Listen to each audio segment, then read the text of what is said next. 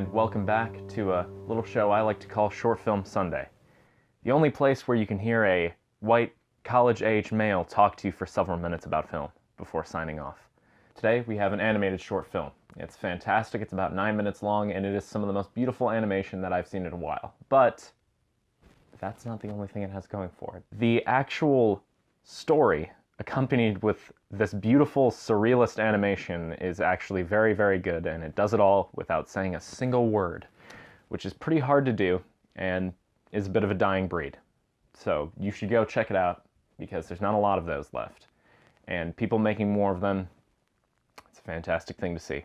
And if you're a budding filmmaker like me, and by budding I mean dying, then it's a really nice example of how to tell a story without words, because it doesn't feel forced, it doesn't feel obvious, it just feels like it didn't need words to tell the story, and he does everything visually. Speaking of doing things, the person who wrote, animated, directed, and probably a lot of other things, this short film is Felix Kolgrave, or Kolgraf. I'm sorry if I'm pronouncing that wrong, but you probably won't see this video anyway, so it doesn't really... It's fine. It's okay. It's all right. We'll sort it out later. It's okay. We'll just edit it out. If you contact me, I'll re-edit the video, and I'll just put in the one that's the correct pronunciation. And if I butchered it completely, I'll just cut to a hyper close-up of my face, and it'll be fine. And then I'll just re-upload the video, because I'm not in it for the views or the money, clearly. And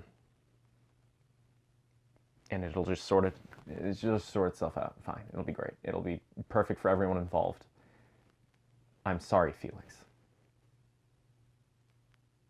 Anyway, this short film is called The Double King, and you may have heard of it. It's blowing up pretty hard right now, but it's really, really worth checking out, especially if you haven't seen it already, or if you have seen it already, watch it again. There's probably a lot of stuff that you missed. I don't know if you have time to do that. It's only like 9 minutes long. It tells a lot of stuff in that 9 minutes. You may recognize the art style from The Double King as being in the same vein as the Fever the Ghost music video that became pretty popular. It has a few millions of views. And that's because it's made by the same person. So if you recognize that art style, that's probably why. It's made by the same person, and they did a beautiful job on that as well. You should check it out if you like music videos, and if you like really original ones, and if you really like animation, or you don't, because maybe this will make you like it, because it's very well done. One thing that I think is done very well in The Double King is the animation style, and I don't necessarily mean that it looks pretty, because it's actually relatively simplistic animation, but the amount of control that Felix has over his image is amazing, showing people what's presented on screen, that is. Not necessarily that it's overly complex, but he takes a simplistic art style and makes it extremely unique by putting a lot of detail into things that people would normally miss.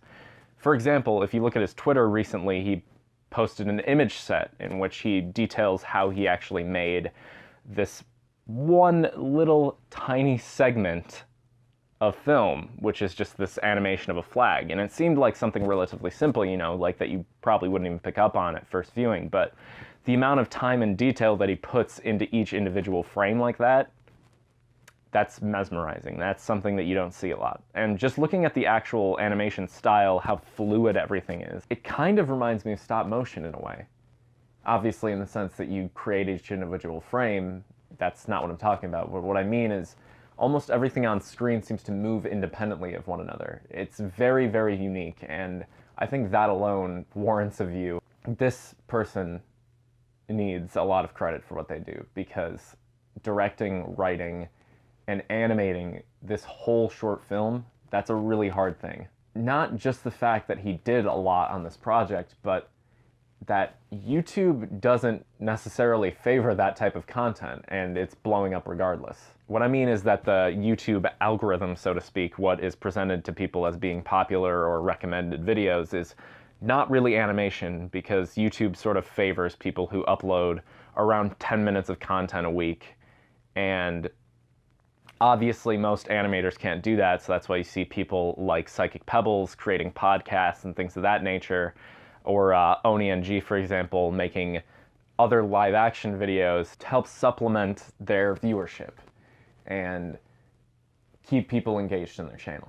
So the fact that he's made a few videos, including the music video, that have really blown up in popularity, despite the fact that YouTube doesn't favor that type of content, is really amazing, and it really speaks for itself, the quality of his work. But that's all we have today. Hopefully you enjoyed this super sassy episode of Short Film Sunday, or not. That's up to you. But